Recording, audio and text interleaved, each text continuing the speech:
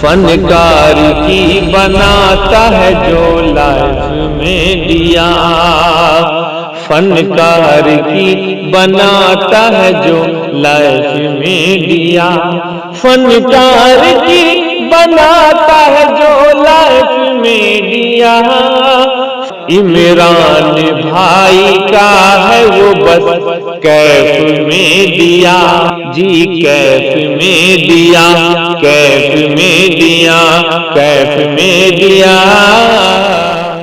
मेरे भाइयों, इस वक्त हम आपके रूबरू जिस शख्सियत को करने जा रहे हैं वो नौजवान है, जवान जज्बा रखते हैं, अल्लाह ने बड़ी अच्छी सलाहियत से नवाजा है, कुरान और हदीस पर अल्लाह ने उनको दर्क अता फरमाया है, तो वही बिरादरान वतन की किताबों पर भी अल्लाह ने काफी दस्तरस अता फरमाई है।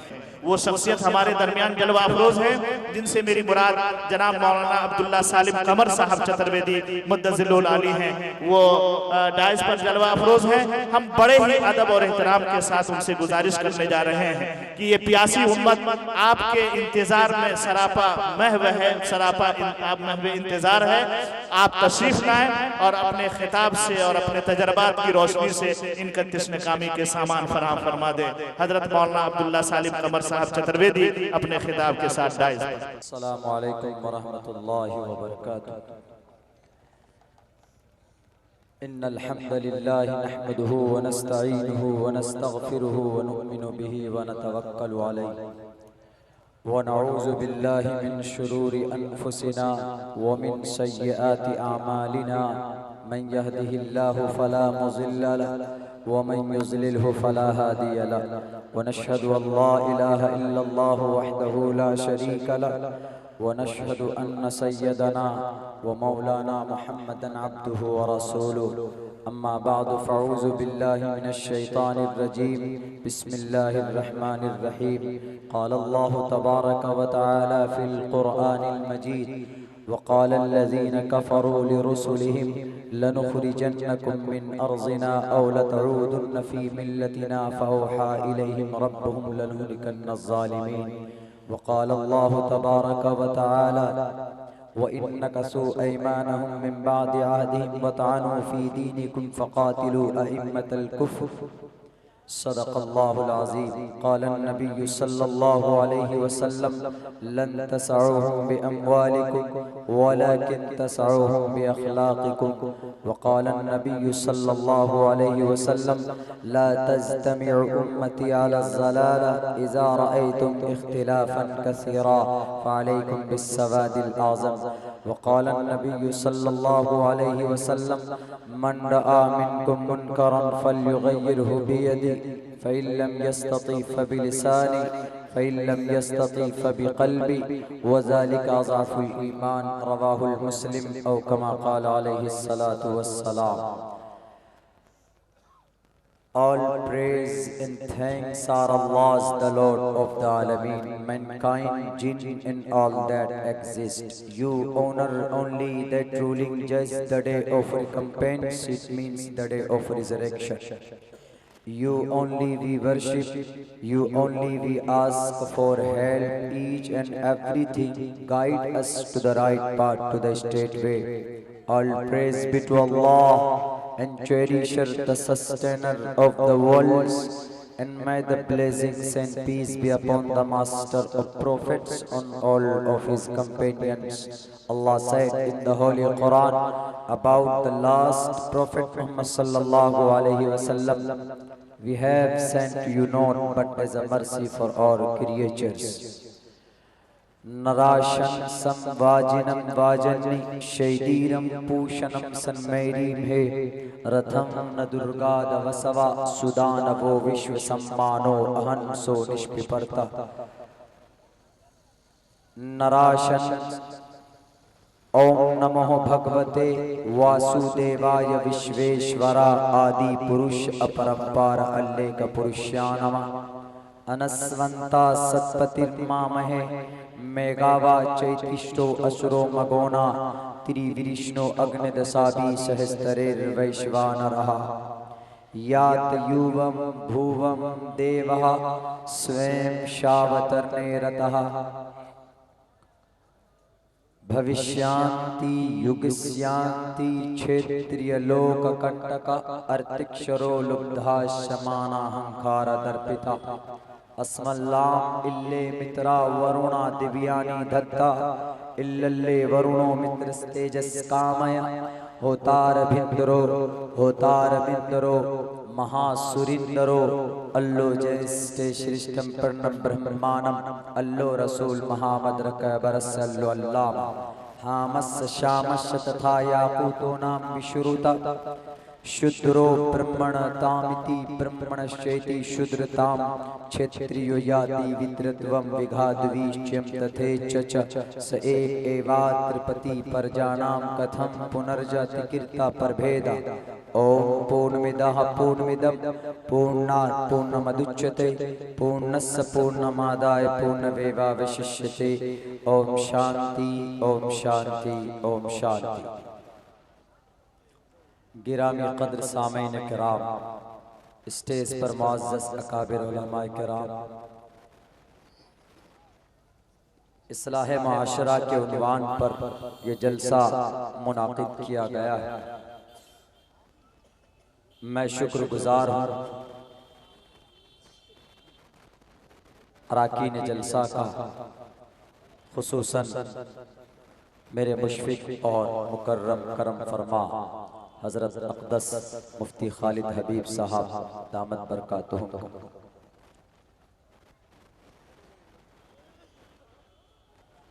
के इस जलसे में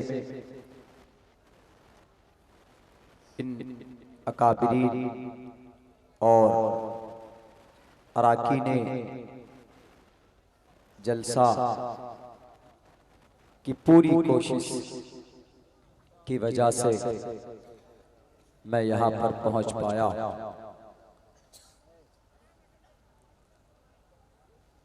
इस बस्ती में अब से 2 साल पहले भी शायद 2 या 2.5 या 1.5 साल पहले मदरसे के सहन और करीब में जलसा मुनाक़िद किया गया था। हज़रत मुफ्ती साहब की निगरानी में मेरी हाज़िरी हुई थी। उस वक्त भी हमारे बिरादरान वतन का एक त्यौहार था और आज भी सरस्वती पूजा का बिरादरान वतन का एक त्यौहार है। अल्लाह इस जलसे को कबूल करे और हम सब की इस मिल बैठक को निजात का जरिया बना। इस्लाह मुआशरा का उन्वान है, बात वही होनी चाहिए, मगर इस वक्त हमारे मुआशरे के अंदर, समाज के अंदर एक डर और एक खौफ पैदा किया गया है, बर्पा किया गया है। तो समाज से उस डर को, उस खौफ को और बड़ी दिक्कत वाली सिचुएशन पैदा की गई है, उसको दूर करना ये भी वारिसीन अंबिया की जिम्मेदारी होती। अगर कोई नमाज कहीं पर छोड़ रहा हो, किसी बस्ती मोहल्ले के अंदर शरीयत पर लोग अमल ना करें, तो वहां पर शरीयत को बताना, समझाना फर्ज ऐन हो जाता है। लेकिन अगर कोई आदमी जिस मुल्क, ऐसे मुल्क में रह रहा हो जहां का खुद एक पर्सनल कानून हो, तो उस कानून के जद में, उसकी गलत नीति के जद में अगर कोई ईमान वाला पड़ता है, तो उस दिक्कत से, उस परेशानी से कौम को निकालना और उनको समझाना, उनको बताना, ये भी फर्ज ऐन के दर्जे में हो जाता है। ये भी जिम्मेदारी वारिसीन अंबिया पर और उमूमन दानिश्वर तबके के ऊपर ये जिम्मेदारी आयद होती है कि आप समाज के लोगों को उस भंवर से निकालने की कोशिश कीजिए आपका फरीजा है, आपका दायित्व है और आपकी पूरी रिस्पॉन्सिबिलिटी बन जाती है कि जब समाज एक ऐसे नरगे में चला जाए जहां पर दुनिया की सबसे बड़ी तारीख रची जा रही है। हिंदुस्तान के अंदर आज इससे बड़ी तारीख पूरी दुनिया के अंदर इतिहास के अंदर यह बात नहीं लिखी गई जो आज लिखी गई। तकरीबन 47 दिन से लोग भूखे प्यासे सड़कों पे हैं, रोड पर है। What is reason the burning issues is running around us? क्या वजह है, किस बुनियाद पर ये इतना बड़ा इतिहास रचा गया और इतनी बड़ी परेशानी हमारे समाज के बीच आई। मैं आज नमाज की फर्जियत पर या कुरान करीम की तिलावत की तरफ तरगीब दिलाने के लिए हमारे अकाबिर उलमा किराम यहाँ मौजूद हैं, वो आपको रहनुमाई फरमाएंगे। लेकिन मैं अपने नजरिए से, according to my opinion, and this is the best thing because you are right and nowadays you are facing the very trouble and बहुत ज्यादा परेशानी के अंदर ये समाज इस वक्त घिरा हुआ है। तो इन तमाम बुराइयों से समाज को निकालना ये भी इस्लाहे माशरा है। इस्लाहे माशरा का सिर्फ ये मतलब नहीं होता कि आपका बच्चा शराब पिए तो शराब से आप उनको दूर कीजिए, उनकी बुराई बयान कीजिए, बल्कि आपके समाज के अंदर अगर कोई कुर्सी पर बैठा है और वहां से आपको लूट रहा है तो उसको भी रोकना, ये भी इस्लाह माशरा के अंदर और सिविल काम के अंदर और वेलफेयर के अंदर ये चीज शुमार की जाती है। मेरे भाइयों, हम लोग मोमिन कलिमा पढ़ने वाले जिस मुल्क में हम लोग बसते हैं, यहाँ दो कानून हम पर आए थे। एक कानून अल्लाह का है, शरीयत जिसको हम बोलते हैं, हम उससे बाहर नहीं। There are two types of system and the first system it is related to the God and Allah सुब्हानहू व तआला। एक का ताल्लुक अल्लाह से है, उस शरीयत पर अमल करना ये हमारे लिए फर्ज और जरूरी है। विदाउट शरीयत we can't be a complete Muslim in the sight of Allah सुब्हानहू व तआला। शरीयत के बगैर, मोहम्मद रसूलुल्लाह के मेथड और तरीके पर अमल किए बगैर, चले बगैर हम एक सच्चे मुसलमान नहीं बन सकते। देन सेकंड थिंग, एक कानून इस देश का है जिसको संविधान बोला जाता है, जिसको आईन बोला जाता है, जिसको अंग्रेजी में कॉन्स्टिट्यूशन बोला जाता है, जिसको बनने में 2 साल 9 महीने कुछ दिन लगे या तकरीबन 3 साल से कुछ दिन ज्यादा या कुछ कम लगे, जिसको बनाने में 7 लोगों की टीम ने मिलकर बनाया था। उस टीम का चीफ और सदर थे डॉक्टर भीमराव अंबेडकर साहब, जिन्होंने 19 अगस्त 1947 से इस प्रस्तावना को, इस संविधान को जमा करना शुरू किया। अलग से लिखा नहीं गया, जमा करना शुरू किया। फ्रॉम द एंटायर वर्ल्ड, पूरी दुनिया से उसको जमा किया गया, चुना गया। फंडामेंटल राइट्स को अलग किया गया, हुकूक को अलग किया गया, मुस्लिम के क्या हक हैं उनको अलग किया गया, हिंदू के क्या हुकूक हैं वो अलग किया गया।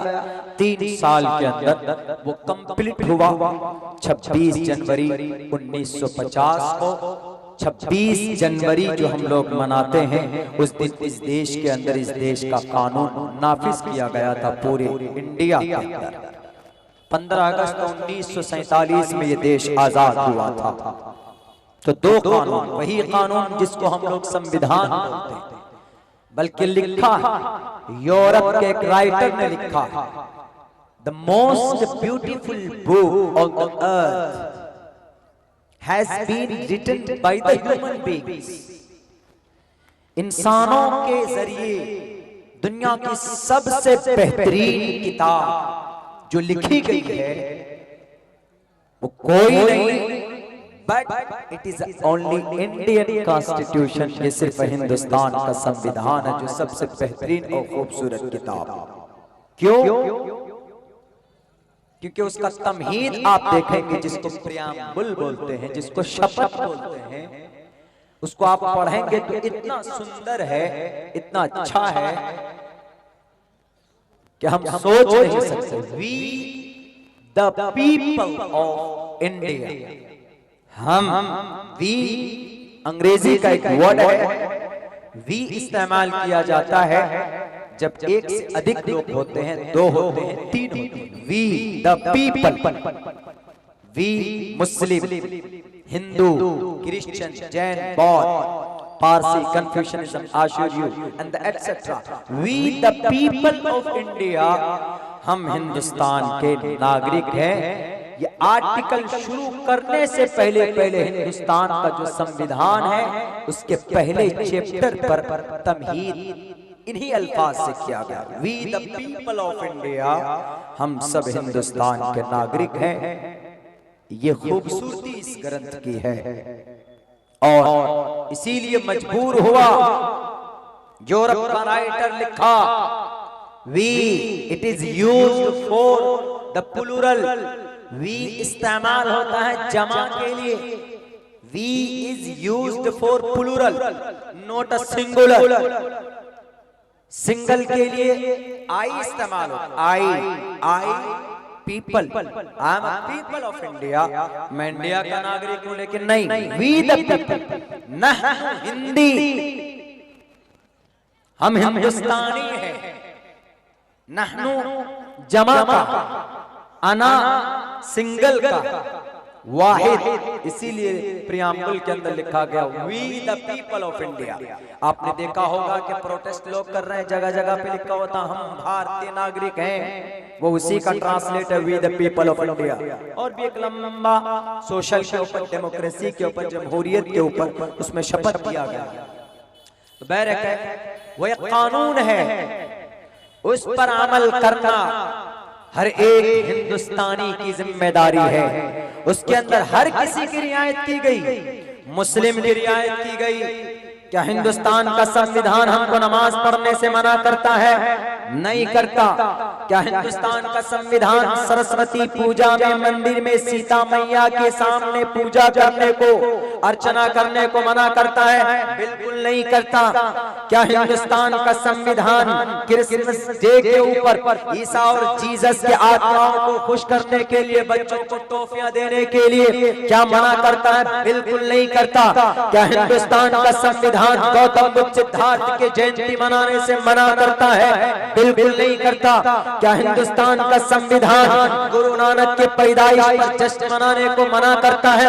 बिल्कुल नहीं करता।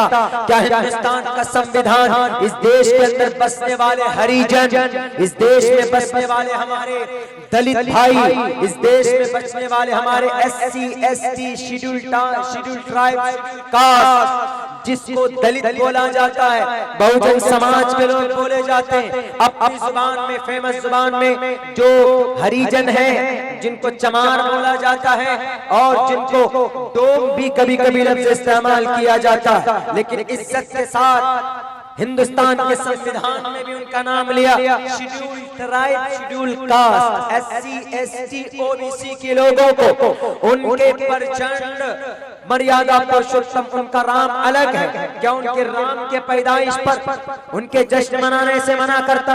बिल्कुल नहीं करता। अगर मुसलमान मस्जिद में 5 वक्त की नमाज पढ़ता, क्या हिंदुस्तान का संविधान मना करता?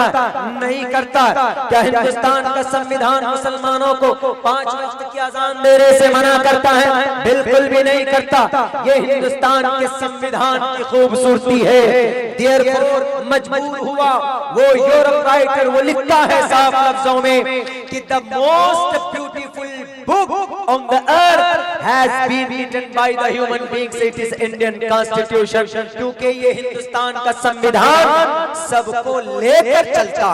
आज कुछ गद्दार लोग आ गए हैं, पैदा हो गए, जो इसी संविधान को बदलना चाहते हैं, इसी संविधान को तोड़ना चाहते हैं, इसी संविधान की तब्दीली के सपने देख रहे हैं। इस वजह से हम लोग आज मैदान में, हिंदू मुस्लिम की वजह से नहीं, हम लोग जो मैदान में सिर्फ इसलिए कि इस हिंदुस्तान का जो संविधान है इसको छेड़ने की कोशिश की गई है, इसको तोड़ने की कोशिश की गई। एक आदमी ने नहीं लिखा था, 7 लोग थे लिखने वाले। बैरिस्टर उस वक्त के कौन? डॉक्टर भीमराव अंबेडकर। उससे ज्यादा पढ़ा लिखा, इंटेलिजेंट, डिग्निटी थी उनके अंदर, इंटेलिजेंस थी उनके अंदर। यही नहीं, आसाम का चीफ मिनिस्टर असदुल्ला खान भी साथ में थे। बड़े बड़े महात्मा महापुरुष लोगों ने 3 साल की मेहनत से तब जाकर हिंदुस्तान का संविधान तैयार किया था। और उन्होंने कहा कि ये सिर्फ मुस्लिम के लिए नहीं होगा, ये हिंदू के लिए भी नहीं होगा। All persons are equal in the sight of Indian Constitution. सारे लोग बराबर। तो 2 कानून, एक कानून अल्लाह का है, उस पर अमल करना कलिमा पढ़ने वालों के लिए, दैट्स वेरी इंपॉर्टेंट, बहुत जरूरी। कोई मामला होगा तो आपको कुरान की तरफ जाना होगा, शरीयत की तरफ जाना होगा। अगर नहीं जाएंगे तो तबाही आएगी। तलाक के मामले के ऊपर बंदिश लगी, क्यों? क्योंकि हम लोगों ने अपने उलामा से शरीयत के मुताबिक तलाक अगर बीवी को देनी है तो अकॉर्डिंग टू द शरिया नहीं, अपने मन से, जो मन में आया, जब मैं तब तलाक दे दिया बीवी को। अपनी अकल का इस्तेमाल किया तो अल्लाह तबारक व तआला ने कहा कि ऐसे नहीं मानोगे तो दूसरी तरीके से तुम मानोगे। पास करवा दिया, दे दीजिए बीवी को तलाक। बीवी ने फायर कर दिया तो 3 साल तक के लिए चले जाएंगे जेल में, बेल भी नहीं होगा। और उसके बाद जेल के बाद आने के बाद उसी बीवी को वही बीवी कहे कि इसी बीवी के साथ आपको रहना होगा, तलाक भी नहीं मानी जाए। शरीयत की मुखालफत हमने की तो अल्लाह ने कहा शरीयत पे से रूगर्दानी करोगे, शरीयत को नहीं मानोगे तो दूसरा रास्ता में इख्तियार कर लो, किसी और कौम को ले आएंगे, तुम्हारी जरूरत नहीं। No need you, what is your status and who are you? कौन हो तुम? मनी का नापाक खतरा हो तुम। मरने के बाद तुम्हारे घर वाले 2 दिन से ज्यादा तुम्हारी लाश रखना गवारा नहीं करेंगे, रोएंगे जरूर। वो इसलिए रोएंगे, आप उनके पापा थे, आप उनको इनकम देते थे, उनके लिए कपड़े लाते थे, इसलिए रोएंगे। 2 दिन के बाद लाश से जब बदबू आएगी ना तो वही लोग कहेंगे कि जल्दी से इनको कब्र में डाल कर। ये हकीकत है इंसानों की। तो that is very important to act and to follow and obey the rule of Allah and my command of Allah and the practice according to the last prophet and the method of the last prophet Muhammad sallallahu alaihi wasallam, जो बहुत जरूरी है अमल करना। एक शरीयत है, दूसरा कानून हिंदुस्तान का संविधान। आप इस मुल्क में रहते हैं, इस संविधान को आपको मानना होगा। और अल्हम्दुलिल्लाह we are proud to be Indian Muslim। हमें इस देश और हमें इस मुल्क के मुसलमान और इस देश के नागरिक होने पर भी गर्व है। ऐसे नहीं, बल्कि हम अमल करने वाले हैं, हिंदुस्तान के संविधान को हम मानते हैं। कैसे मानते हैं? एक प्रूफ आपको देने के लिए तैयार। अगर हमारी तकरीर कवर हो रही, मुझे पता है कि FBI वाले हैं यहाँ पर, आपके जलसे के अंदर हैं, मुझे पता चला। और FBI वाले मेरे पीछे नहा धोकर पड़े हुए कि कोई बयान ऐसा अब्दुल्ला का मिल जाए कि फौरन को जेल के अंदर डाल दें। और कोशिश की गई है बहुत ज्यादा कि what is need to explain on the east Indian Muslim in India. क्या जरूरत है इतिहास के ऊपर बात करने की? कोई ऐसी बात पकड़ो मौलाना साहब की, इनको जेल में डालो। हमने कहा कि जेल में डाल दोगे कयामत आ जाएगी, ये दुनिया फना हो जाएगी, तबाह हो जाएगी। आज का अब्दुल्ला जाएगा तो कोई दूसरा मुझसे बेटर आएगा। आज अगर मुफ्ती खालिद नहीं है तो कोई और आएंगे, इनके वारिस आएंगे। तुम इस देश के ऊपर हक को तुम दबा नहीं सकते। तुम तुम डराओ FBI वालों, इंटेलिजेंस वालों, मेरी जुबान से हिंदुस्तान के संविधान के खिलाफ एक भी वर्ड नहीं निकलने वाली। गवर्नमेंट के खिलाफ नहीं, गलत नीति के खिलाफ मैं बोलता रहूंगा। तुम कहोगे मैं हिंदुस्तान की तारीख को बोलता रहूंगा, तुम डराओगे मैं टीपू सुल्तान की शहादत को बवांगे लोहल कहता रहूंगा, तुम मुझे धमकाओगे हमें सच्चे हिंदुस्तानी होने का प्रूफ देते रहेंगे, तुम हमें डराओगे अपनी प्रचंड बहुमत से, हम नहीं डरेंगे। हम 1 अरब 25 करोड़ 1.25 अरब लोगों की तर्जमानी करते रहेंगे। तुम दाढ़ी टोपी के नाम पर बदनाम करोगे, हम अपना खून देकर इस देश को हमने आजाद किया, हम तुम्हें वो तारीखी प्लेसेस दिखाते रहेंगे। हमारी जुबान को अल्लाह के सिवा, मेरी मौत के सिवा कोई नहीं दबा सकती। अगर तुम्हारे बाजुओं में ताकत हो तो एक ईमान वाले से टकरा कर देख लेना।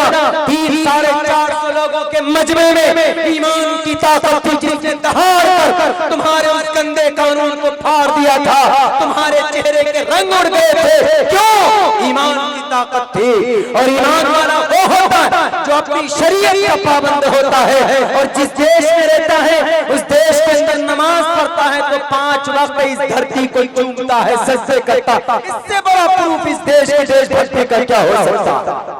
आज मोदी के ऊपर इल्जाम, एलिगेशन, एक Indian constitution, it is our Indian constitution, ये हमारे हिंदुस्तान का संविधान है। कोई भी मुसलमान इससे बाहर नहीं। कोई भी फैसला होता है, अल्हम्दुलिल्लाह हमारे पूर्वज, हमारे अकाबिर, अभी पूर्वज ने भी, हमारे जो जा चुके इस दुनिया से, उन्होंने भी इस संविधान को माना, तलकीन भी कर कर गए। बल्कि सबसे बड़े जगत गुरु जगत पतुवशिनाश दूदमन मठेश्वर्य गुणन्विता यात युवम भुवम देवः एन अष्टो गुणः पुरुषम दीप्यन्ति, वो ऐसे कानून, ऐसे सिस्टम लेकर आए थे जो अंधेरे को रोशनी दी थी। पुरुषम दीप्यन्ति, ऐसे पुरुष थे कि दीप्यन्ति, उनसे रोशनी मिलती थी लोगों को। दीप्यन्ति पर क्या चकोलम चिदम शुरुतंच प्राकर्मश, प्राकर्मी भी थे, बहादुर थे, बुज़दिल नहीं थे। एक पता नहीं कौन से हैं वो, उन्होंने कहा कि मोहम्मद तो डरपोक थे। मोहम्मद डरपोक नहीं थे, मोहम्मद अलैहिस्सलाम समाज सेवी थे। समाज के अंदर नशीली पदार्थ, जुआ, शराब, रिश्वत, जंग, कत्ल क़िताल, इन सबको आपने खत्म किया। अष्टो गुनाह, 8 सिफत उनके अंदर। पुरुषम दीप्यन्ति, सबसे पहले पुरुष थे दीप्यन्ति, रोशनी उनसे निकलती थी। पुरुषम दीप्यन्ति पर ज्ञा चकोलम चिदम शुरुतंच प्राकर्मश, बहादुर भी थे। आपके बाजुओं में 10,000 जवानों की ताकत भयक वक्त थी। प्राकर्मश बहुभाषिता, दानम यथाशक्ति,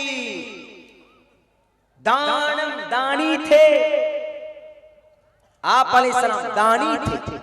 आपके हाथ में अगर एक खजूर होता और अगर कोई भूखा जा रहा होता तो आप उनको खिला देते थे, खुद नहीं खाते थे। 2 दिन तक मुस्तकिल शमाइल तिर्मिज़ी उठाइए, मोहम्मद की पूरी सीरत इतिहास उठाइए, मोहम्मद ने 2 दिन तक मुस्तकिल तौर पर लगातार कंटिन्यू 2 दिन, 3 दिन नहीं, 2 दिन तक आपने पेट भरकर खाना नहीं खाया। दानी थी। अथाशक्ति, यथाशक्ति दानम कृतज्ञता, शक्ति के अंबार, बुज़दिल नहीं थे कि नहीं, वो बुज़दिल थे।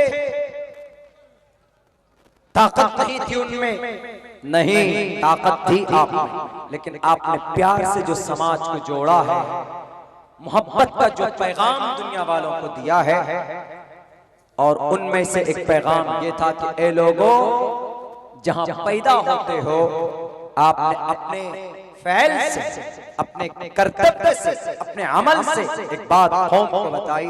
जब आप मक्का से मदीना हिजरत कर कर जा रहे थे मोहम्मद अलैहिस्सलाम, तो आप रो रहे थे। मक्का के दरो दीवार को देखकर आप कह रहे थे कि तुझसे बेहतर और महबूब शहर इस धरती के अंदर अल्लाह ने मेरे लिए प्यारा नहीं बनाया, मगर मजबूर हूं इन शराबियों की जुल्म की वजह से, मगर मैं मजबूर हूं अल्लाह के फरमान की वजह से मैं जा रहा हूं, मैं छोड़कर नहीं जाता। तुझसे ज्यादा महबूब तरीन कोई जगह मेरे लिए नहीं। क्यों? क्योंकि तेरे ही शहर में मक्का से मुखातब करके कि तेरे अंदर 8 फीट चौड़ा 9 फीट लंबा तेरे इस हुजरे के अंदर मेरा जन्म हुआ, मैं यहाँ पर रहा हूँ। मेरी माँ का घर, मेरे दादा का घर, मेरी परवरिश हुई और मेरे अब्बा का घर, मैं तुझे छोड़कर नहीं जाता। लेकिन रब का फरमान है और कुछ जालिमों की जुल्म से तंग आकर मैं यहाँ से जा रहा हूँ। आप गए, रो रहे थे, आंखों से आंसू का कतरा टपक रहा था। ये क्या मैसेज दे रहे थे? कह लोगों, जिस देश में पैदा होते हो, जिस मुल्क में पैदा होते हो, जिस गांव में तुम्हारा जन्म होता है, वहां से फितरी मोहब्बत होती है, वहां से मोहब्बत करना। और मुसलमान इससे ज्यादा मोहब्बत का सबूत क्या दे? मुसलमान नमाज पढ़ता है, 5 वक्त सजदा करता है इस भारत माता की मट्टी पर। मुसलमान जब मरता है तो दफन हो जाता है इस भारत माता के 5 मन मट्टी के नीचे दफन हो जाता है। इससे बड़ी सबूत मुसलमानों की इस देशभक्ति की क्या हो सकती है मेरे भाइयों? लेकिन फिर भी आज कुछ लोग कहते हैं कि इन कटुओं को निकालो। एक बात भूल गए कि अगर ये कटवा न होते इस देश के अंदर तो ये देश आज तक आजाद नहीं होता। तारीख बोलने पे आऊं, कुछ तो मौलाना कुर्बान साहब बोल ही चुके हैं, लेकिन अगर कुरेद कर देखेंगे तो इस देश को आजाद करने की शुरुआत अली वर्दी खान, नवाब सिराजुद्दौला के नाना अली वर्दी खान ने शुरुआत की थी। फोर्ट विलियम की ईंट किसने तोड़ी? किसने? गॉडसे के औलाद ने नहीं, सावरकर के पुजारियों ने नहीं, हेड देवाल करने में देवाल करके मानने वालों ने नहीं, उनका तो जन्म भी नहीं हुआ था। 1755 के अंदर फोर्ट विलियम डायमंड हार्बर के दरवाजे को उखाड़ कर फेंकने वाला सबसे पहली जंग की शुरुआत बाज़ाब्ता बाकायदा अगर किसी ने शुरुआत की थी तो अली वर्दी खान थे। वो बिहार बंगाल के शेर नवाब सिराजुद्दौला के नाना मोहतरम, उन्होंने उस अंग्रेज के जत्थे को, उसके हेड ऑफिस के टुकड़े को, उनके एक ईंट को उखाड़ कर फेंकने का काम किया था। आजादी की शुरुआत अंग्रेज के खिलाफ इस देश के अंदर इन्हीं दाढ़ी टोपी और कटवा लोगों ने की, जिनको आप कटवा बोलते हैं। शर्म करो ऐसे अल्फाज से। हमारे अंदर देखो दयानतदारी, इंसान को महात्मा का लक़ब हम दे रहे हैं। मेरे भाइयों, शॉर्ट ये है, मुख्तसर ये है कि इस देश के अंदर हम लोग 2 कानून से घिरे हुए हैं। एक कानून अल्लाह का है और एक कानून हिंदुस्तान का, इस मुल्क का है। हम अल्लाह के कानून के बगैर अधूरे हैं, कुछ भी नहीं है, हम उसको मानेंगे। और ये जो संविधान है उसको भी मानते हैं।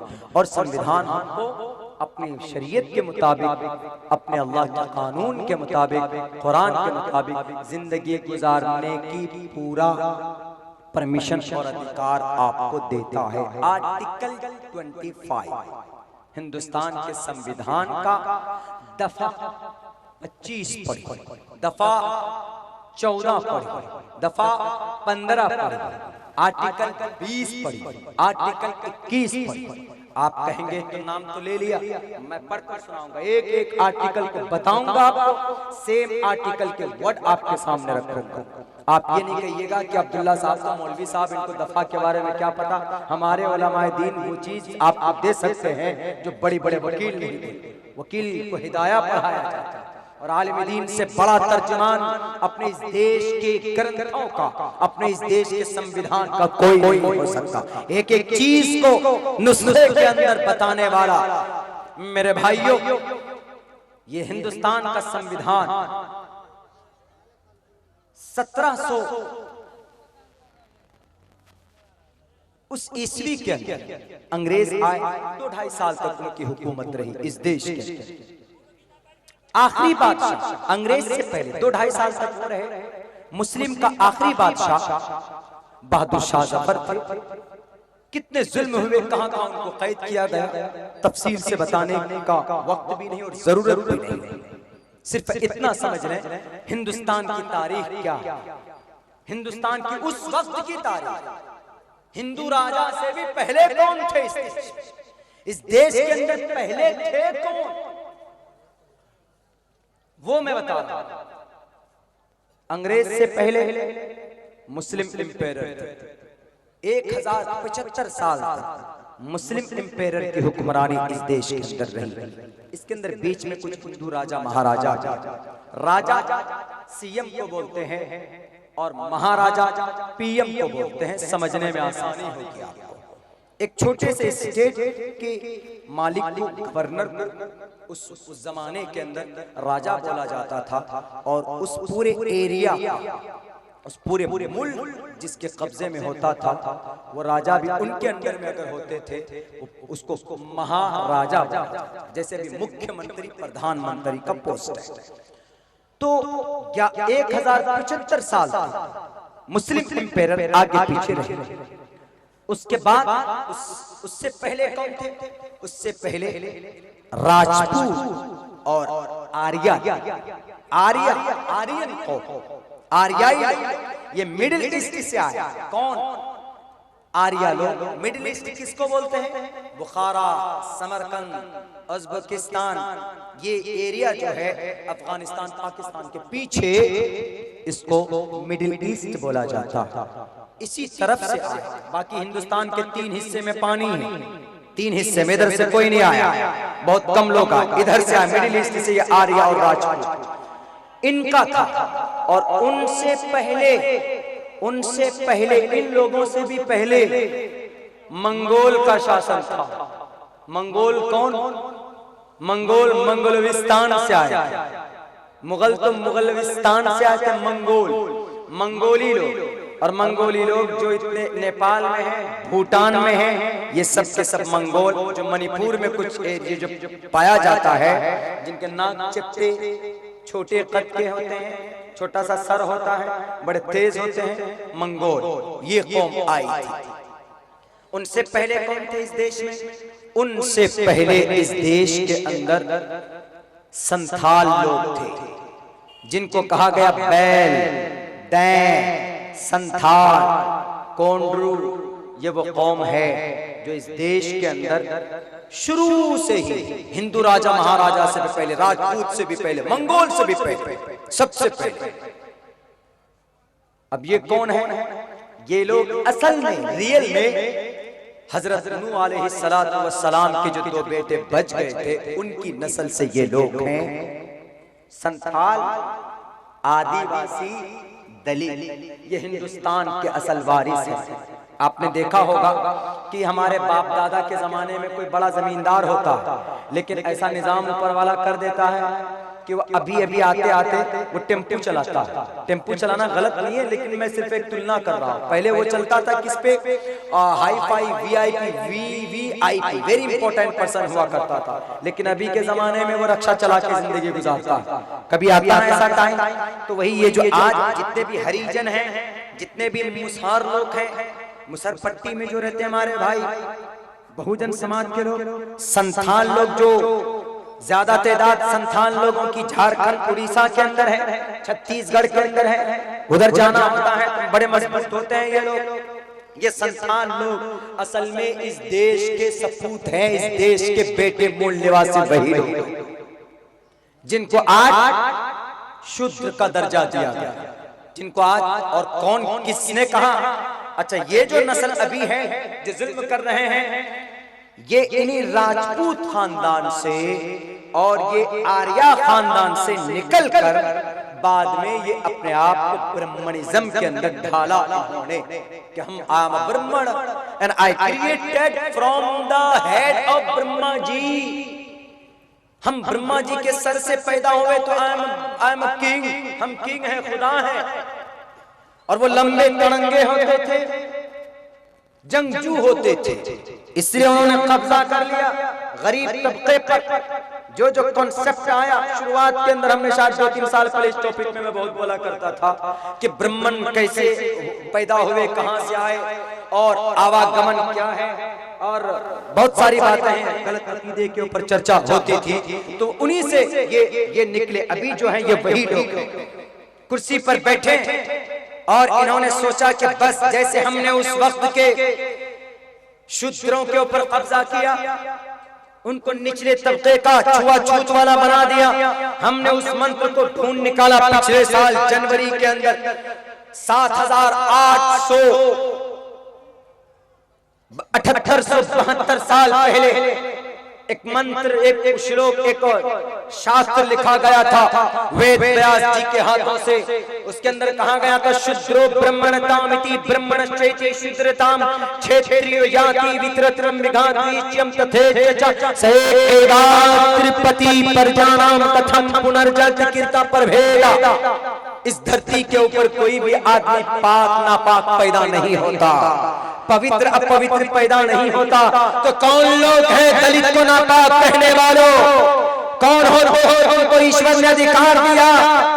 क्या अब्दुल्ला सालिम ये कहे कि मैं बहुत बड़ा आलिम दीन हूँ, मैं बहुत बड़ा हूँ, देयरफॉर मेरी इज्जत होनी चाहिए, मेरे जेड प्लस की सिक्योरिटी मुझे मिलनी चाहिए, कौम मुझे सर पर उठाए? नहीं। अगर अब्दुल्ला को लोग मोहब्बत करते हैं तो उनके काम से करते हैं, अगर किसी गरीब को लोग इज्जत देते हैं तो उसके अच्छे अखलाक की वजह से देते हैं। अगर कोई इस गांव का, इस समाज का, बल्कि दुनिया के अंदर अगर कोई मुखिया है लेकिन लोग उनको गाली देते हैं तो उनके गलत करतूत की वजह से देते हैं। आदमी अपने अमल से बड़ा छोटा होता है, पैदाइशी एतबार से कोई बड़ा छोटा नहीं होता। ईश्वर ने भी कहा शुद्रो ब्रह्मणतामिति ब्रह्मणश्चैति शूद्रताम। आदमी अपने काम से ब्राह्मण ऊंचे खानदान वाला अपने गलत काम से शूद्र बन जाता है, और शूद्र आदमी अपने अच्छे काम की वजह से बड़ा बन जाता है। अल्लाह ने भी कुरान में कहा कि इन्न अक्रमकुम इंदल्लाहि अत्काकुम। नबी ने भी कहा ला फज़ल लिअरबिय्यिन अलल अजमी। कोई खूबसूरत गोरा आदमी काले के ऊपर गर्व ना करे, कोई अमीर आदमी गरीब आदमी के ऊपर गर्व ना करे कि आई rich person, I am a dictator of the world, I am a dictator of the world, I am a king of the world। नहीं, अल्लाह को ये तकब्बुर पसंद नहीं है। तुझसे भी बड़े बड़े दज्जाल आए थे इस धरती के ऊपर। कारून आया था, गरीबों को दौलत, गरीबों की दौलत लूट कर एक खजाना जमा किया था, एक बहुत बड़ा उन्होंने रिजर्व बैंक बनाया था। सुन लो जो मौजूदा हुक्मरान, मौजूदा दौर के जालिम हुक्मरानों, दौलत तुम्हारे पास है तो तुमसे पहले ये कारून था जिसके पास उससे ज्यादा दौलत थी, लेकिन जब जुल्म उनका बढ़ा तो अल्लाह तबारक व तआला ने उसे जमीन में फंसाया कि सिर्फ कारून की दौलत जमीन में नहीं गई, आज तक कारून समेत दौलत उनको जमीन में धंसा दी गई। फखसफना बिही व बिदारिहिल अर्ज़। उनके घर समेत जमीन के अंदर अल्लाह तबारक व तआला ने उसको धंसा दिया। अगर अपने आप कहते हो क्या आई am a PM and very strong PM because I have 303 MPs, I am प्रचंड, आई वांट प्रचंड बहुमत, भाई प्रचंड बहुमत, प्रचंड बहुमत होगी तुम्हारी, 1 अरब जनता से ज्यादा तुम बड़े नहीं। इस देश के अंदर के अरब 30, 35, 25 करोड़ लोग हैं, उनसे बड़ी बहुमत तुम्हारी नहीं है। और आज जो फील्ड के अंदर लोग हैं ये तुम्हारे सारे कानून CAA, NRC, NPR ये तुम्हारी गलत नीति के खिलाफ मैदान में है, और ये मैदान में आने वाले 1 अरब से अधिक हैं। इनके सामने तुम्हारे 300 313 की तादाद कम है, गर्व मत करना, ज्यादा जुल्म मत करना। क्यों? जब जुल्म बढ़ता है तो फिर सफाया हो जाता है, मिट जाया करता है। अल्लाह ने फिरौन को बैन समाई वाला ज़मान लग किया, अल्लाह ने फिरौन को एक दरिया के अंदर गर्क कर दिया, अल्लाह ने नमरूद को मच्छर के जरिए से हलाक कर दिया, अल्लाह ने कारून को दौलत समेत जमीन में फंसा दिया, अल्लाह तबारक व तआला ने जालिम हिटलर को सुसाइड करने पर मजबूर कर दिया बाथरूम के अंदर। तुम किस खेत की मूली, कितनों पर गोलियां चलाओगे, कितनों के ऊपर जुल्म तशद्दुद करोगे? क्यों इन मासूम लोगों पर, इन अमन पसंद लोगों को वरगलाने की कोशिश करते हो? इस देश से खामखा इस देश के अंदर इनको डराने धमकाने की कोशिश मत करो। इनके हाथ अगर उठ गए आसमान की तरफ तो वहां से सिर्फ तुम्हारे लिए तबाही का ही फैसला होगा, तुम चैन से नहीं जी पाओ। मेरे भाइयों, दूसरा कानून इस देश का, और ये कानून कब लिखा गया वही मैं तारीख बता रहा हूं। ये असल में ये मूल निवासी, लेकिन जब ये देश आजाद हुआ, आजाद कैसे हुआ है मैं वो भी आपको बताऊंगा। ये देश कितनी मेहनत और मशक्कत से आजाद हुआ। 15 अगस्त 1947 में जब ये देश आजाद हो गया, अब पता चला कि ये देश चलेगा कैसे, क्योंकि अब से पहले तो सिर्फ बादशाहों का उनका राज था, उनसे पहले कोई जमहूरी डेमोक्रेसी थी नहीं, यहाँ पे कोई संविधान था नहीं। जो भी बादशाह आता था अपने अलग अलग कानून लाया करता था। मुस्लिम कैसे आए, ये भी बहुत सारी जगहों के ऊपर इसका एक्सप्लेन बहुत सारे लोगों ने भी किया है। इस नाचीज ने भी थोड़ी सी बातें उसके अंदर की कि मुस्लिम एम्पायर इस देश में कैसे आया। लकादीप सरंदीप के इलाके से आया, अपने कर्तव्य से और अपने अखलाक से लोगों को मुतासिर किया।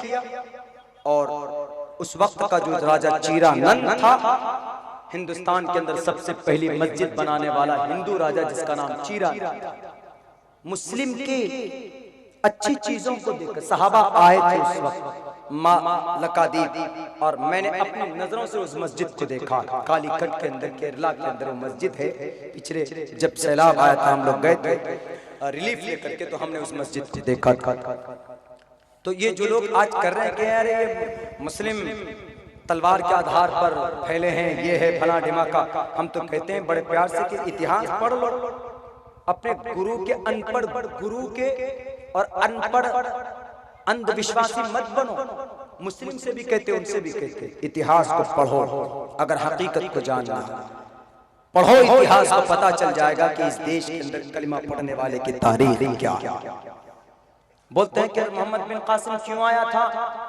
मोहम्मद बिन कासिम आया था, राजा ताहिर को पराजित किया था, उसने हराया था। लेकिन मोहम्मद बिन कासिम आया नहीं था, बुलाया गया। किसने बुलाया था?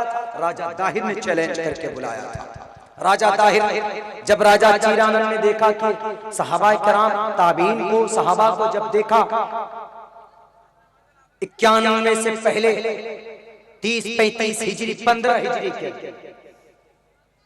अरे ये लोग बड़े ईमानदार हैं, ये लोग जो भी चीज बेचते हैं तो उसके अंदर जो कमी होती है उसको खोलकर बोल देते हैं, भैया ये अनाज है, इसके अंदर ये कमी है, और ये जो माल है इसके अंदर ये अच्छाई है। इस ईमानदारी को देखकर वो इतना मुतासिर हुआ। और वो ईमानदार इतने क्यों थे?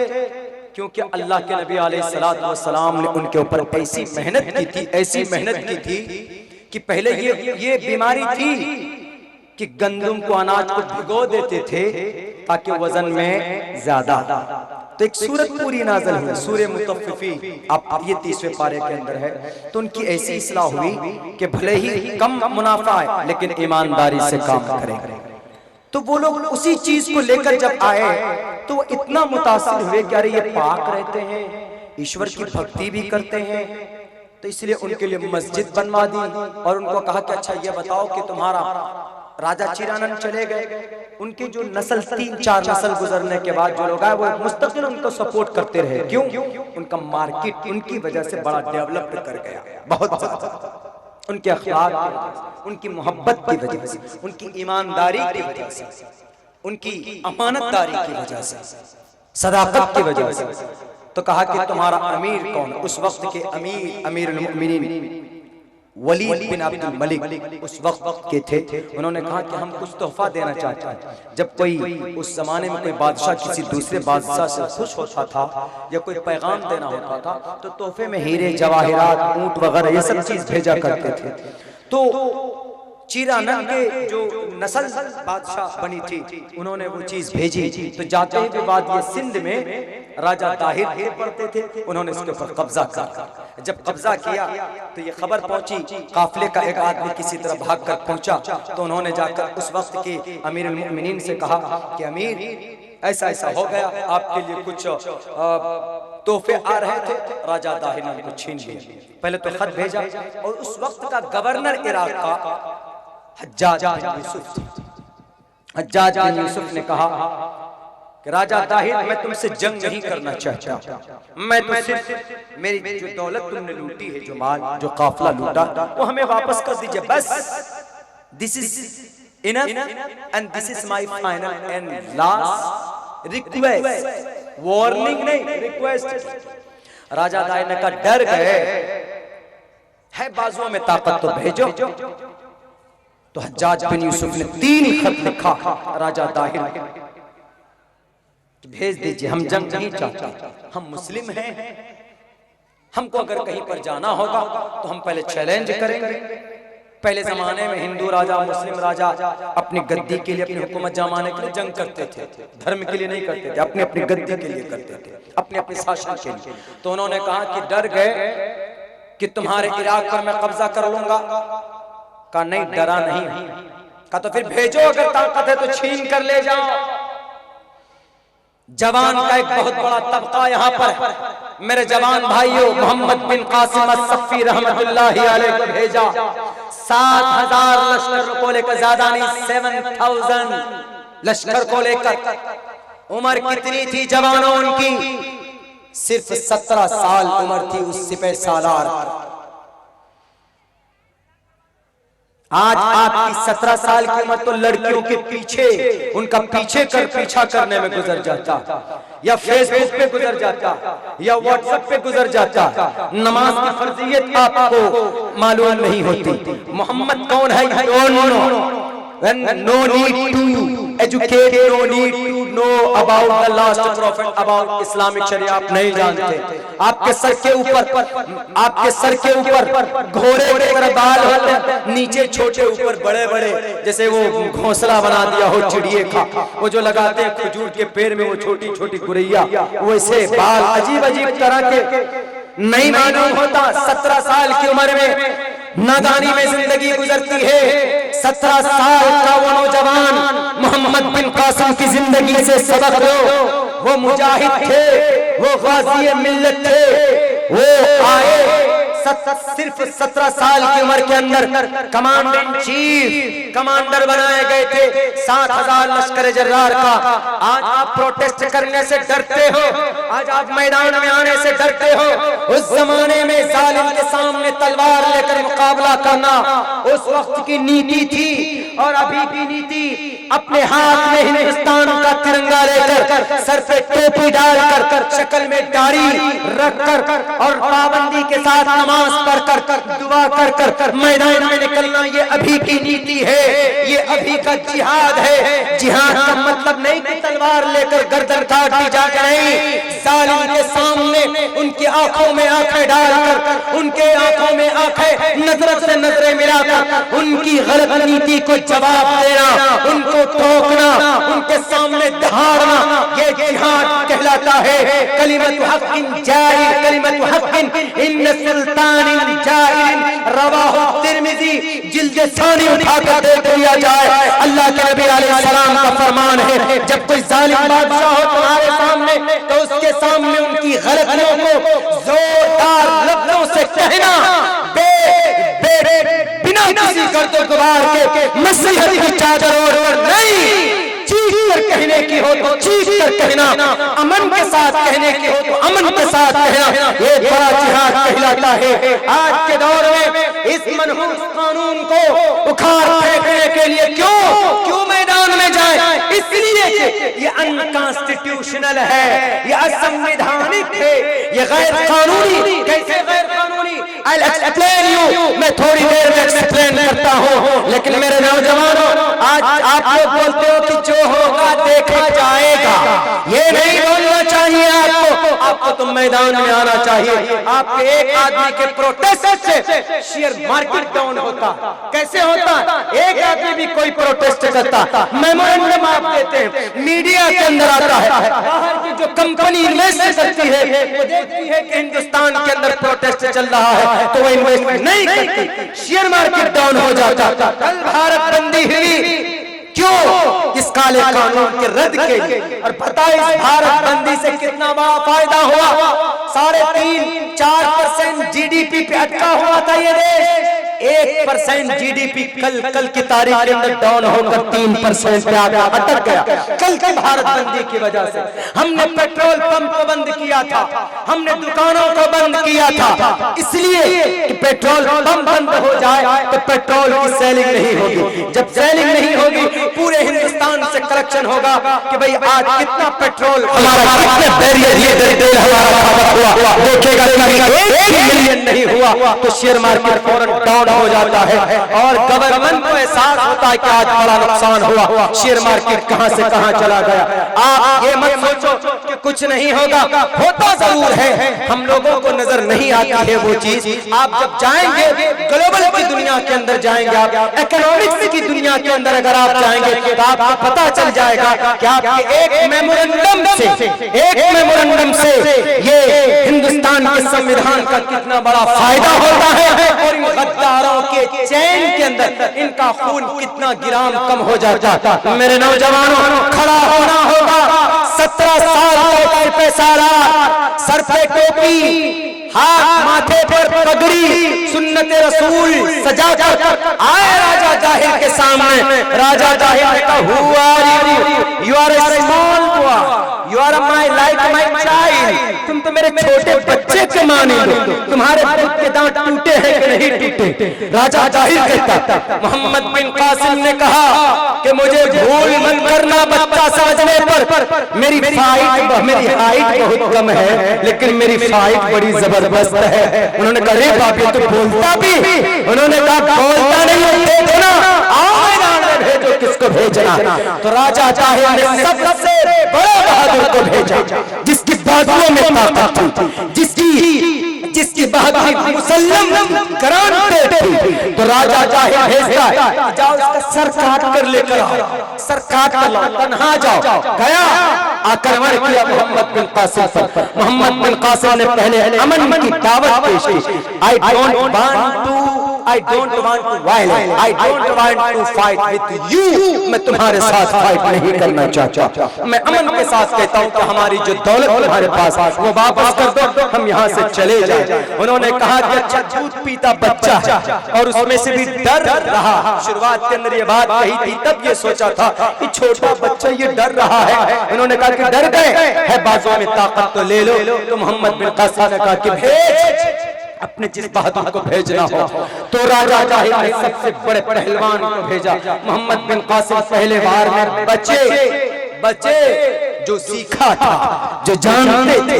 आज हमारे नौजवान सेल्फ डिफेंस के लिए कोई कर्तव्य नहीं करते। मुहर्रम मनाना गुनाह नहीं है, मनाइए, ताजिया मत निकालिए, लाठीबाजी कीजिए, तलवार चलाना सीखिए। ये हिंदुस्तान का संविधान आपको इजाजत देता है। मेरी इस बात को बरगलाने पर मुनहसिर नहीं कीजिएगा। आर्टिकल हिंदुस्तान के संविधान को देख लीजिए। Self defence, it is every Indian person fundamental right. अपनी जान की रक्षा के लिए तलवार सीखना, कराटे सीखना और कंफू सीखना, डंडा चलाना सीखना, त्रिशूल भाला चलाना सीखना, उसको रखना भी कानूनी तौर पर यह अलाउड है। यही वजह है कि इस कानून का फायदा कौन उठाया? आरएसएस बजरंग दल के लोग उठाए, लेकिन हमारे जवान तो नहीं। बड़े बड़े पीकट बाल रखने में रह गए, वो तो नमाज पढ़ना भी नहीं जानते। मेरे भाइयों, मोहम्मद बिन कासिम अस्सख्फी 17 साल का जवान बचकर निकल गए। दूसरे मर्तबे में जो हमला किया है, सिर्फ एक मर्तबा बाइक लिया, हमला किया, इस जोर से तलवार मारी, उस पहलवान के ढाल को चीर कर तोड़ उस पहलवान के सर के 2 टुकड़े कर दिए। वहीं पर देखकर राजा जाहिर के कदमों में गिर गया। ये थी ताकत किसकी? ईमान की ताकत थी, अमानत की ताकत थी, बहादुरी, अल्लाह की जात पर यकीन और विश्वास की ताकत थी। जालिम लोगों, तलवार के आधार पर इस्लाम हिंदुस्तान में जो फैला है, ये कॉन्सेप्ट रखने वालों, ऐसा नहीं। मोहम्मद बिन कासिम जंग के लिए नहीं आए थे, अपनी दौलत ले आए। दो मोहम्मद बिन कासिम को पूरी संपत्ति साम्राज्य दे दिया, मजबूर हो गए। ये इतिहास हिंदुस्तान में मुस्लिम फिर दूसरे नंबर पर 91 हिजरी में उधर से आया, लेकिन पहली शुरुआत यहीं से हो गई थी 15 और 16 हिजरी के अंदर। जालिम बनकर नहीं आया। और कुछ लोग अभी जो ये कानून आया है आपके सामने CAA, ये क्या है मैं बता देता हूँ। CAA सिटीजन अमेंडमेंट एक्ट, ये कानून बन गया, ये बदल नहीं सकता। कानून बन गया, संविधान के साथ जुड़ गया। हाँ, अलबत्ता इतनी है कि इसके अंदर संशोधन हो सकता है या फिर दोबारा उसी प्रोसेस में आकर, जिस प्रोसेस में ये पास हुआ है, उसी प्रोसेस में आकर इसको रद्द किया जा सकता है। लेकिन ऐसा अभी तक हुआ नहीं है, चूंकि इनका ट्रैक रिकॉर्ड यही कहता है। तो इसके अंदर जो खामी है, जो गलती है, उन गलती को सुधारा जा सकता है। गलती क्या है? CAA बहुत से लोग अभी तक शायद ना वाकिफ हैं, और बहुत से लोग अच्छे तौर पर समझते भी, समझाते भी। सिटीजन अमेंडमेंट एक्ट CAB पहले बिल हुआ, लेकिन जब ये बिल पास हो जाता है, सिग्नेचर हो जाता है, तो ये एक्ट बन जाता, कानून बन जाता। तो ये कानून बना। इस कानून में लिखा क्या है ऐसा कि जिसकी वजह से इतना वबाल आ रहा है? पहले CAA के ऊपर झगड़ा शुरू हुआ, प्रोटेस्ट शुरू हुआ, उसके बाद फिर NRC के ऊपर बात आई, फिर NPR के ऊपर। हालांकि हमने खुद 15 से 20 दिन तक लोगों के घरों में जाकर, और मौलाना अमीर शरीयत वली रहमानी साहब ने भी कई जगह के ऊपर तरगीब दी कि भाई पहले NPR होगा, NRC नहीं होगा। NPR जनगणना को बोलते हैं, और जनगणना के अंदर हर आदमी को शरीक भी होना है, जनगणना करवाना है। हम लोगों ने खुद प्रचार किया, लेकिन जब अभी देखा हमने PMO के साइट पे जाके देखा, और ये बात जब जाहिर हुई कि वो जो NPR पहले से होता था, पहले से जनगणना जो होता था, वो वाला जनगणना तो है ही नहीं। इसके अंदर बदल दिया, बहुत सारी चीज अपनी तरफ से दाखिल कर दिया, अपनी तरफ से गैर कानूनी तौर पर, बिना पास किए हुए, बिना लोकसभा, राज्यसभा और राष्ट्रपति के सिग्नेचर किए हुए अपने मनमानी कर ली। तो इसीलिए अब हम लोग NPR को भी दाखिल कर दिए हैं कि ये NPR हमको नहीं चाहिए। हमको वो NPR चाहिए जो पहले से होता चला आ रहा है, जो सन 2011 में लास्ट बार हुआ था।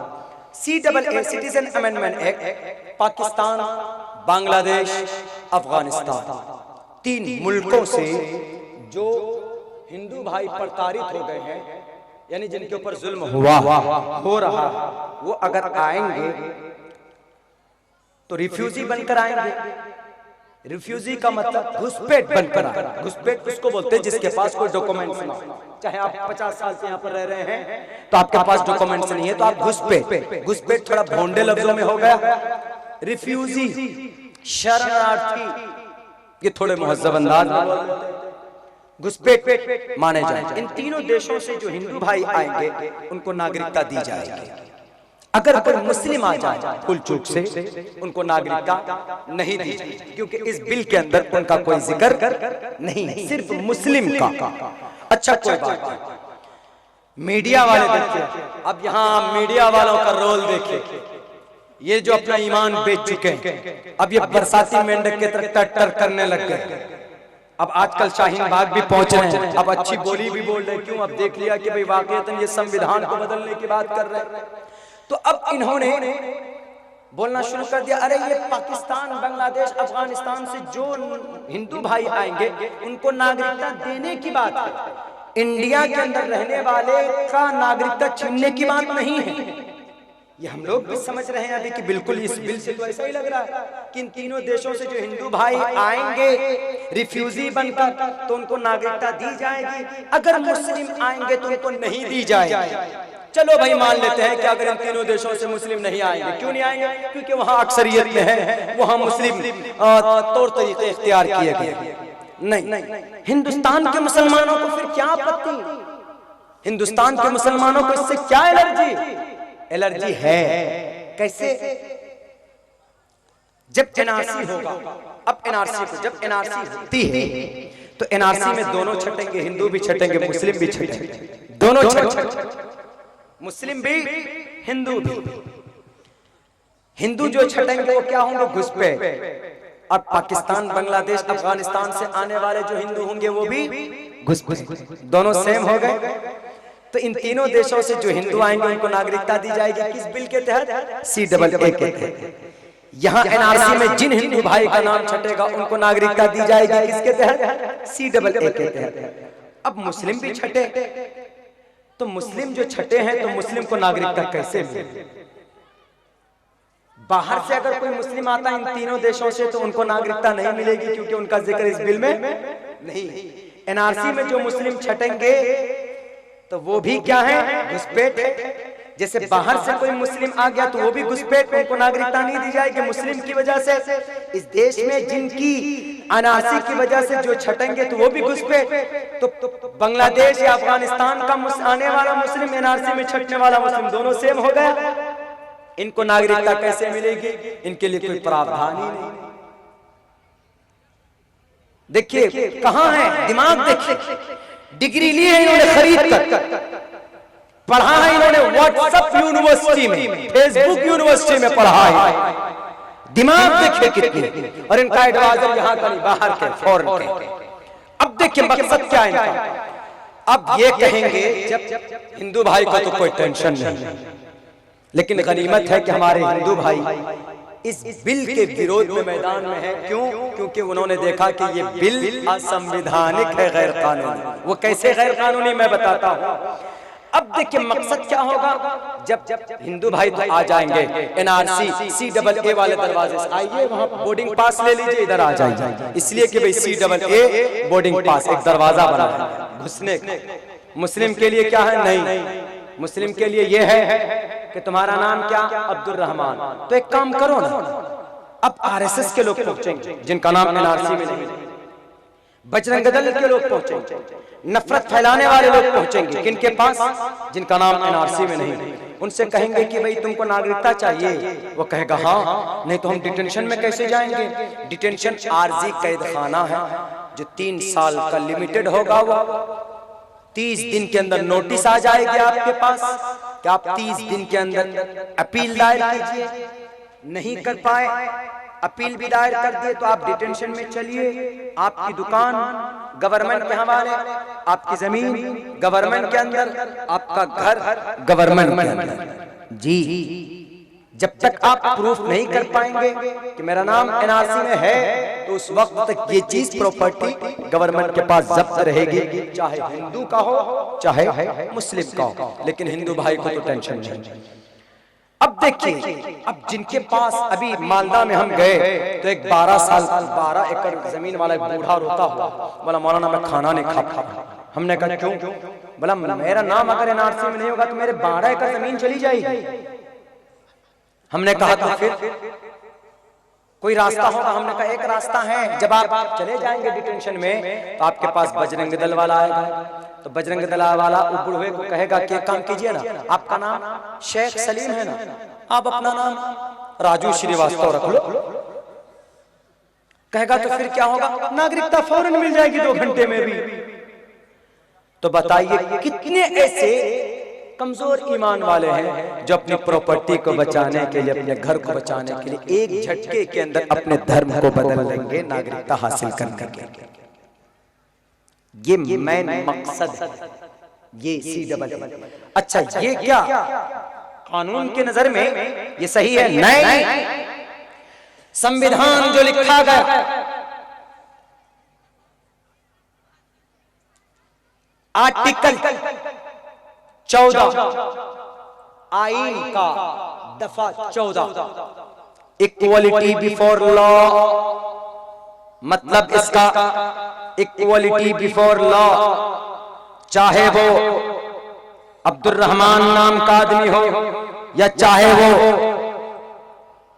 अमित शाह नाम का आदमी हो, चाहे वो गिरिराज सिंह नाम का आदमी हो, चाहे वो कोई मंगन हो, चाहे कोई वो राजू हो, कोई भी किसी भी नाम का आदमी हो, इक्वलिटी बिफोर लॉ हिंदुस्तान के संविधान के अंदर सब बराबर है।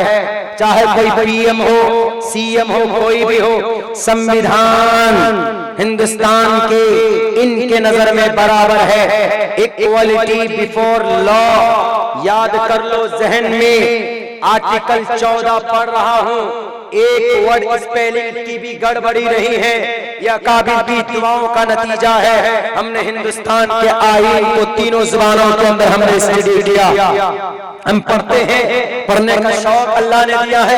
आप लोग भी पढ़िए। अगर इतिहास नहीं पढ़ोगे, तारीख नहीं पढ़ोगे तो आपकी तारीख मिटा दी जाएगी। एक दिन वो आएगा कि आप अपनी मस्जिदों में नमाज पढ़ने के लायक नहीं रहेंगे। आर्टिकल 14 कहता है इक्वलिटी बिफोर लॉ, सबके सब बराबर है, एंड इक्वल प्रोटेक्शन। बल्कि और एक्सप्लेन में क्या कहा, the state shall not deny to any person equality before law, चाहे वो आपके इस अमोना गांव का आदमी हो, फॉरबिसगंज का आदमी हो, या गुजरात के अहमदाबाद का पीएम हो, या गुजरात के अहमदाबाद का होम मिनिस्टर हो, या हमारे बिहार के सीएम हो, या बिहार के लालू जी हो, एक अदना सा मुखिया हो या मेंबर हो, या जमीन के ऊपर हल जोतने वाला कोई काश्तकार हो, the state shall not deny, Hindustan का कोई एरिया किसी भी आदमी को मना नहीं करता है। इक्वलिटी बिफोर लॉ,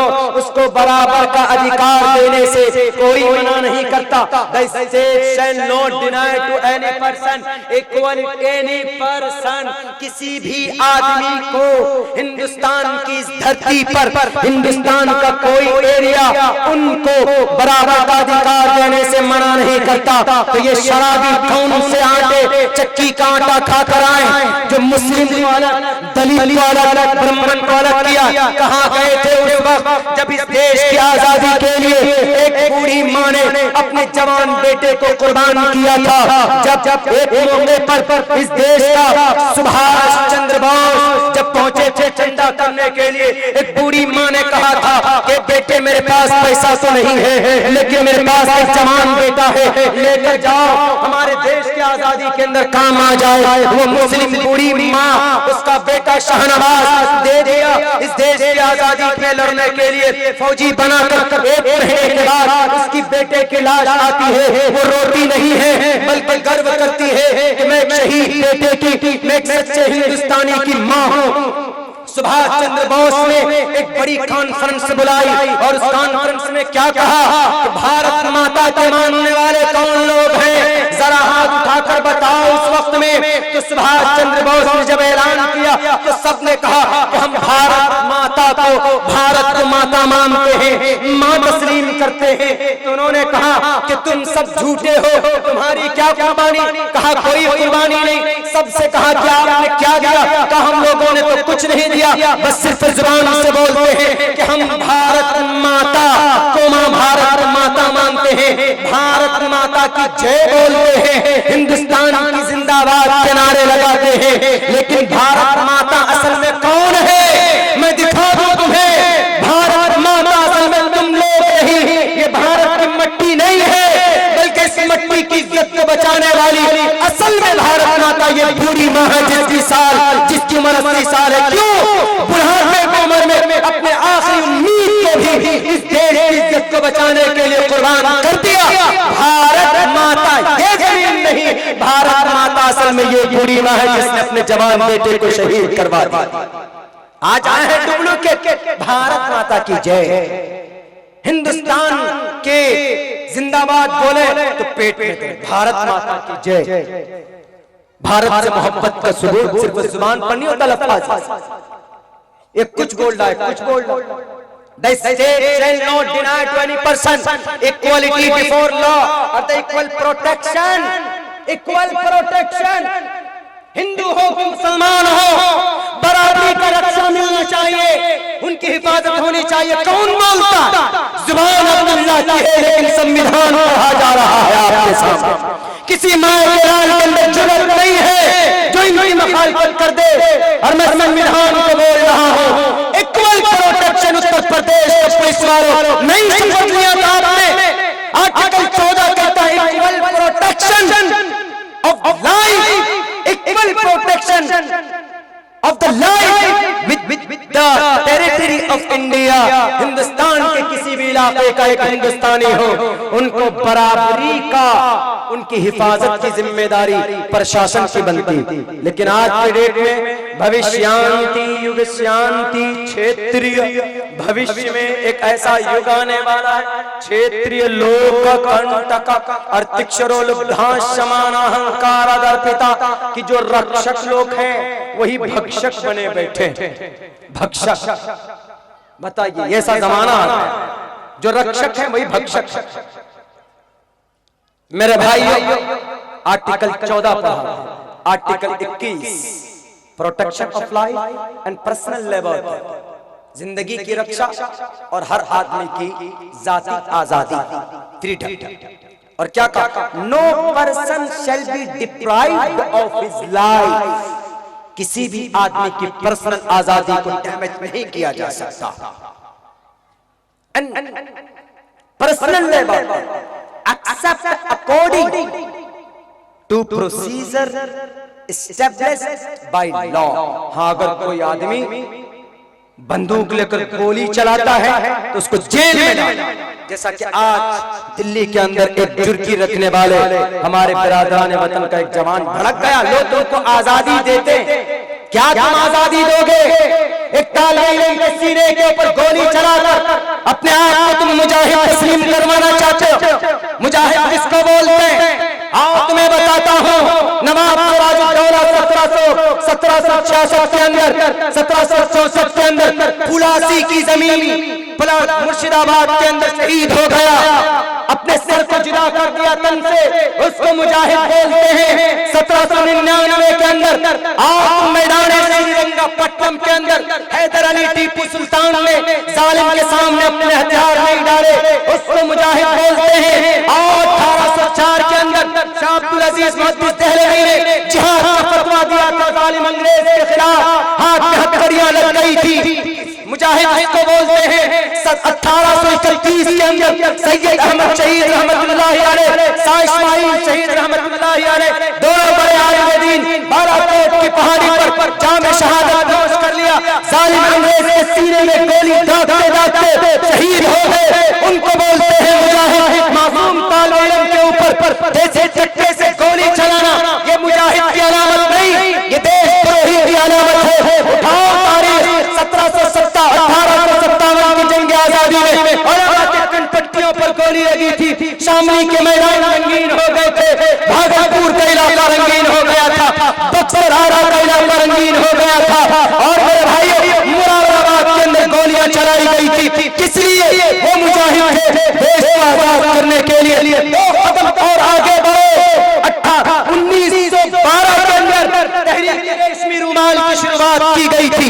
1866 के अंदर 6 मई को दारुल देवबंद की बुनियाद डाली गई। वो दारुल देवबंद जिनकी बुनियाद के दो अफराद मकासद थे, एक अपनी टोपी की रक्षा करना, दूसरे इस देश की आन बान शान की हिफाजत करना। सबसे पहले मुहद्दिस, सबसे पहले उस्ताद मुल्ला महमूद, तालिब इल्म सबसे पहले शेख हिंद रहमतुल्लाह अलैह, वही शेख हिंद जिसने 1912 के अंदर तहरीक रेशमी रुमाल की बुनियाद डाली। 1916 को इनके हाथ में हथकड़ी लगी। 1917 के अंदर जेल के अंदर डाला गया। कहां? अंडमान निकोबार के अंदर। दिल्ली की चौराहे पर देश के गद्दारों को गोली मारो सालों को, इस तरह के नारे लगाने में शर्म नहीं आती? बालाकोट की पहाड़ी पर चले गए जाफर थाने से रहे, मौलाना फजल हक खैराबादी रहे। मौलाना फजल हक खैराबादी की कब्र कहाँ पर? अंडमान निकोबार के अंदर जज़ीरे अंडमान में काले पानी की सजा हुई थी। कहा जाता है शेख 4 साल रहे, आए वहां से आने के बाद बुढ़ापे की उम्र में मुजाहिद उनको बोलते हैं अलीगढ़ गए, जामिया मिल्लिया की बुनियाद किसने डाली? मुजाहिद शेख हिंद, उन्होंने इस देश को बचाने के लिए, एक नया संविधान लाने के लिए अपनी जान की कुर्बानी पेश करती थी।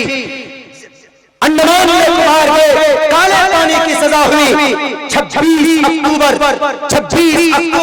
1920 के अंदर वही जामिया मिल्लिया की बुनियाद डालने वाले शेख हिंद रहमतुल्लाहि अलैह 18 आलिम दीन ने उनकी बुनियाद डाली थी। वही असर है जो इस CAA के खिलाफ आंधी बनकर सबसे पहली आवाज बुलंद हुई। पार्लियामेंट के अंदर टोपी दाढ़ी वाला मुजाहिद वो शेख उसने बुलंद की, लेकिन उसको मजीद तक़वियत दी। जामिया मिल्लिया के स्टूडेंट और तालिब इल्मों ने वो निस्बत मुंतकिल हुई थी शेख हिंद रहमतुल्लाहि अलैह की। क्यों? वो मुजाहिद थे। सड़कों पर गोली चलाने से कोई मुजाहिद नहीं बनता। ये शॉर्टकट इतिहास आपके सामने रखा गया। CAA इस माने कर असंवैधानिक है क्योंकि हिंदुस्तान के आर्टिकल 14 को टच करता, आर्टिकल 20 को 21 को टच करता, article 15 prohibition of discrimination on ground of religion, धर्म के आधार पर भेदभाव करना, प्रोहिबिशन, प्रोहिबिटेड बोलते हैं ना, यहाँ पर फोटो लेना प्रोहिबिटेड है, मना है, अलाउड नहीं। प्रोहिबिशन ऑफ डिस्क्रिमिनेशन, डिस्क्रिमिनेट मतलब भेदभाव, prohibition of discrimination on the ground of religion, caste, place of birth। कि ये बिहारी है, ये बिहारी उत्तर प्रदेश के लोग बोलते हैं, आप मानहानि का दावा कर दीजिए, केस हो जाएगा। हिंदुस्तान का संविधान पढ़ो मेरे नौजवान, सिर्फ सलमान खान की कमर का डांस समझते जी, जिंदगी से बर्बाद हो जाएगी, आबाद नहीं होगी। जहां पर भी प्रोटेस्ट होता अमन एहतजाज कीजिए। और NRC नागरिकता कानून, ये सिटीजन वो होता है अपनी, कौन हिंदुस्तानी है कौन गैर हिंदुस्तानी, उसके लिए किया जाता है तो कीजिए, लेकिन धर्म के आधार पर नहीं। ये असंवैधानिक। हर आदमी जब बराबर। दूसरे नंबर पर NPR जनगणना करवाइए, मना नहीं, किसने मना किया? बट कानूनी एतराज धर्म के नाम पर। क्यों? हिंदुस्तान के संविधान के खिलाफ है। संविधान को छेड़ोगे तो तबाह हो जाओगे। प्रचंड बहुमत है तो रोजगार दीजिए, करप्शन को खत्म कीजिए, इस पे काम कीजिए, लेकिन लोगों को बांटने का काम बिल्कुल मत कीजिए। और इंशाअल्लाह 6 हफ्ते का टाइम मांग रहे थे कि 6 हफ्ते का टाइम दीजिए। क्यों? एक ऐसा रोड़ा है, एक ऐसी हड्डी है जो दोनों के गले में ऐसी अटकी है, ना तो वो बाहर आ रही ना अंदर जा रही। ये ऐसा हो गया जैसे फिरौन और वो शैतान वाला वाकया तो सुना होगा। हमारे शेख मुफ्ती गुलाम नबी साहब के मेरा टाइम 12:15 तक है और अभी 2 मिनट बाकी। 2 मिनट के अंदर मैं अपनी बात पूरी करता हूँ। फिरौन के पास आए, फिरौन के मानने वाले। फिरौन ने कहा था आना रब्बुकुम आला, मैं PM हूँ हिंदुस्तान का। एक मिसाल समझिए तो पहुंचे आप अल्लाह, आप खुदा हैं, गॉड हैं, परमात्मा हैं, तो हमारे धान के खेतों में पानी है नहीं, बारिश करवा दीजिए। उन्होंने कहा कोई बात नहीं, डोंट वरी। अब उन्होंने अपने होम मिनिस्टर, उनका होम मिनिस्टर कौन था? शैतान। शैतान से कहा कि बारिश की जरूरत पड़ गई, दावा तो कर दिया ना रब्बुकुम आला, बारिश कहां से आएगी? तुम आसमान में बहुत उड़ते हो। कहां? अब बारिश कराओ, बादलों को पकड़ो। का ये भी कब्जे में नहीं, बादलों के ऊपर अल्लाह की कुदरत है और हम उनके अपोजिशन में, अपोजिट पार्टी है। तो शैतान ने कहा कि एक काम, एक आइडिया आया ज़हन का। क्या? का मैं जितने भी मेरे लाखों करोड़ों मेरे चेले हैं उनको बुला लेता हूँ, बारिशें नहीं चाहिए, पानी नहीं चाहिए, तो पानी दे देते हैं। तो फिरौन ने सोचा कि सबको लगा करके पानी लाएंगे कहीं से, और सारे चेले चपाटे को जमा कर लिया और कहा कि जिन जिन के खेत में पानी नहीं जाकर ऊपर से पेशाब कर, और सबसे पेशाब करवा दिया, खेत भर कर। अब सुबह गए, काश्तकार लोग देखकर बड़े खुश, वाह ये ओरिजिनल खुदा यही। वो खुदा तो पता नहीं कौन है जो नजरे नहीं आता, जो कहते हैं वही दे देता है। लेकिन जब धूप तेज हुई, जब धूप तेज होती है तो पेशाब से बदबू आनी शुरू होती जी। अब जब 10 बजे का टाइम हुआ और जो बदबू आनी शुरू हुई तो सारे चेमी गोइयां करने लगे, अरे ये कौन सा पानी है जो इतनी बदबू आ रही है। उन्होंने कहा कि चलो दोबारा खुदा के पास चले। वो आए डुप्लीकेट सर्टिफिकेट होल्डर जैसे अभी हैं बैठे, उनके पास आए। उन्होंने कहा अच्छा बदबू आ रही है, वो पानी में गड़बड़ी हो गई होगी, जाओ मैं मशवरा करता हूँ अपने कैबिनेट से, तब बताऊंगा। फिर शैतान को बुला रहा हो, पानी कहाँ से लाया था जो बदबू दे दे। उन्होंने कहा कि पानी की बारिश हो रही थी, ये पेशाब करवाया था। कहा क्यों पानी नहीं ला सकते थे तुम? तो पता क्या जवाब दिया? उन्होंने कहा जहां आप जैसे डुप्लीकेट होल्डर, आप जैसे प्याज बेचने वाला आदमी खुदा होगा और मुझ जैसे हल्दी बेचने वाला आदमी होम मिनिस्टर होगा, तो वहां पेशाब की बारिश नहीं होगी तो क्या मन सलवा की बारिश होगी? कहा क्या होगा? कहा कुछ नहीं, जाओ कह दो कि वो आयरन जो पानी में वही बदबू कर रहा है।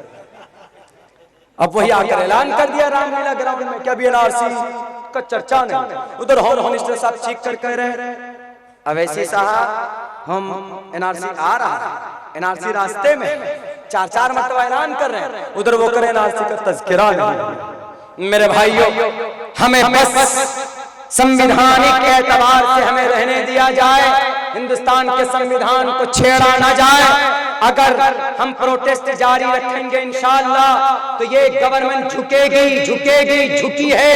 भले इस बात से ना बोले, क्यों 144 याचिकाएं दाखिल की गई, उनमें से सिर्फ 7 के ऊपर उन्होंने जवाब दिया है, बाकी और के ऊपर जवाब नहीं दे पाए। क्यों? क्योंकि ये असंवैधानिक बनाया गया है, ये गैर कानूनी बनाया गया है।